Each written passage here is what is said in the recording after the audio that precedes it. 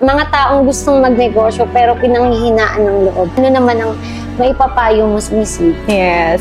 So, number 1, pray about it. Kasi hindi talaga siya madali. Pero, nothing is impossible with the Lord talaga. Yes. So, if you put God at the center and your heart, your purest intention in doing this business is to glorify the Lord, mag-grow ang business mo talaga. Yes. And hindi imposible na mag-prosper yan.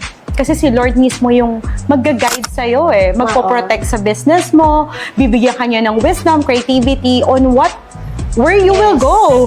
Diba? Eh mapapansin mo sis, yung mga tao sa paligid natin, diba? They are blessing from the Lord. Hindi lang by accident. Yes. Walang accident, diba?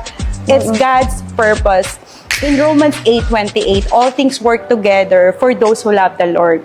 So that's why I'm telling, mahalin mo ang Lord. Kasi lahat ng nangyayari sa buhay mo, maganda o pangit, your past pangit, things, minsan di mo maintindihan bakit nangyayari yun. Pero the Lord, let it happen. Kasi may purpose siya sa buhay mo. Yes. Diba?